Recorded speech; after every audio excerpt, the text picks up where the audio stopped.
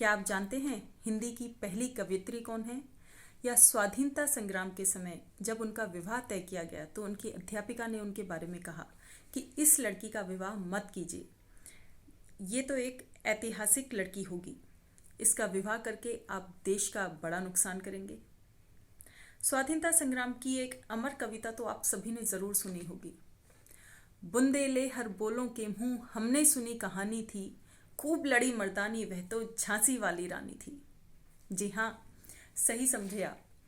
हम बात कर रहे हैं सुभद्रा कुमारी चौहान के बारे में, जो कि देश की पहली कवयित्री व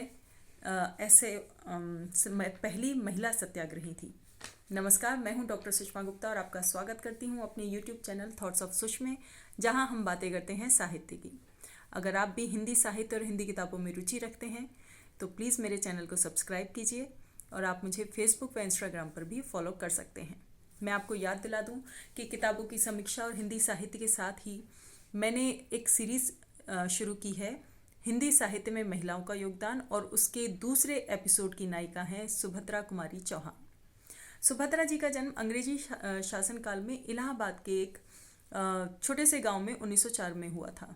उनकी शिक्षा भी इलाहाबाद के क्रास्थवेट स्कूल में हुई थी, जहां महादेवी वर्मा, कालजयी कवित्री महादेवी वर्मा उनकी जूनियर व उनकी सखी थी। सुभद्रा जी प्रतिभावान कवित्री होने के साथ ही भारतीय स्वाधीनता संग्राम की सेनानी भी थी। सुभद्रा जी बचपन से ही दबंग, बहादुर व विद्रोहिणी थी।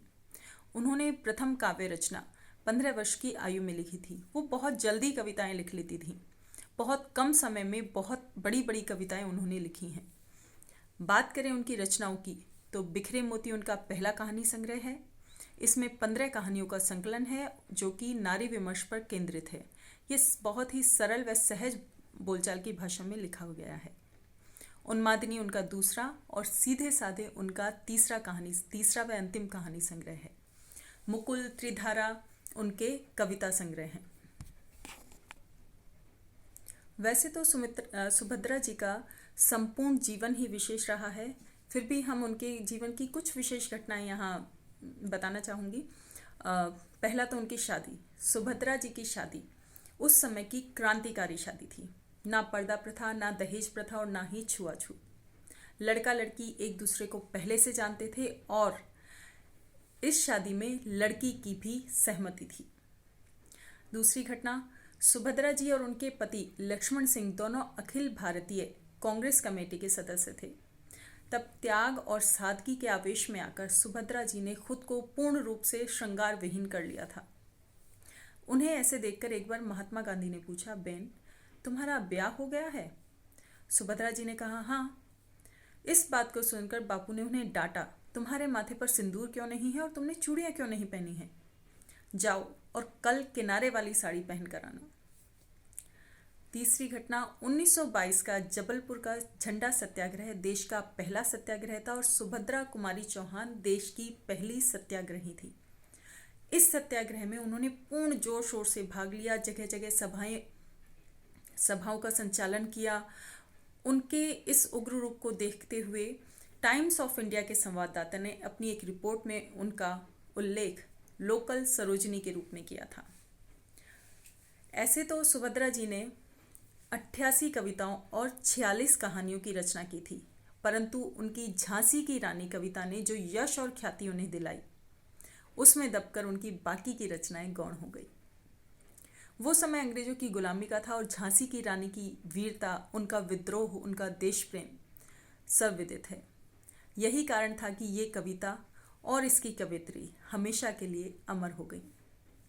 सुभद्रा जी को अपने जीवन, अपनी रचनाओं के लिए, अपने सहयोग के लिए सम्मानित भी किया गया है। मुकुल और बिखरे मोती उनके 2 काव्य संग्रह हैं, जिन्हें 1931 और सन 1932 में सेक सरिया पुरस्कार से सम्मानित किया गया। भारतीय डाकतार विभाग ने 6 अगस्त 1976 को सुभद्रा जी के सम्मान में 25 पैसे का टिकट जारी किया। भारतीय तटरक्षक विभाग ने 28 अप्रैल 2006 को सुभद्रा कुमारी चौहान की राष्ट्र प्रेम की भावना को सम्मानित करने के लिए एक नए तटरक्षक जहाज को सुभद्रा जी का नाम दिया। इनके संबंध में और जानने के लिए आप पुस्तक मिला तेज से तेज पढ़ सकते हैं, जिसे इनकी पुत्री सुधा चौहान ने लिखा है। साथ ही डॉक्टर मंगला अनुजा की पुस्तक सुभद्रा कुमारी चौहान उनके साहित्यिक जीवन व स्वाधीनता संघर्ष से आपको रूबरू कराएगी। इतनी प्रतिभावान व तेजस्वी स्त्री सुभद्रा जी का 15 फरवरी 1948 में एक सड़क दुर्घटना में मात्र 44 साल की उम्र में देहांत हो गया। इनकी मृत्यु पर माखनलाल चतुर्वेदी जी ने लिखा कि सुभद्रा का आज चल बसना प्रकृति के पृष्ठ पर ऐसा लगता है मानो नर्मदा की धारा के बिना तट के पुण्य तीर्थों के सारे घाट अपना अर्थ और उपयोग खो बैठे हों।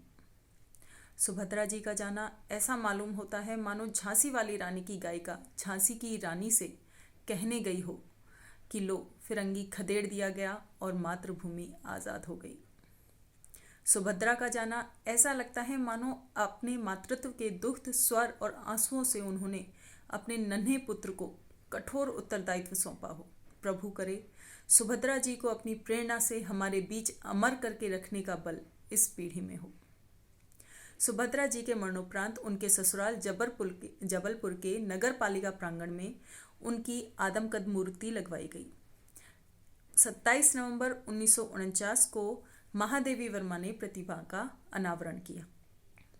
इस समय हिंदी साहित्य के महान पुरुष भदंत आनंद कौत्स्यायन, हरिवंश राय बच्चन, डॉक्टर रामकुमार वर्मा और इलाचंद्र जोशी भी उपस्थित थे। महादेवी जी ने इस अवसर पर अपनी बाल सखी के लिए कहा कि नदियों का कोई स्मारक नहीं होता, दीपक की लौ को सोने से मढ़ दीजिए, पर इससे होगा क्या? हम सुभद्रा के संदेश को दूर दूर तक फैलाएं और आचरण में उसके महत्व को मानें, यही असल स्मारक है। तो ऐसी थी सुभद्रा कुमारी चौहान, हमारे देश की पहली कवयित्री। तो यह ओजस्वी वीरांगना व प्रतिभाशाली महान कवयित्री सुभद्रा कुमारी चौहान का संक्षिप्त परिचय था। अगले एपिसोड में मैं इनकी रचनाओं के बारे में चर्चा करूंगी, वह इनकी एक कहानी आपको सुनाऊंगी। तब तक के लिए धन्यवाद। हमारा साथ यूं ही बना रहे।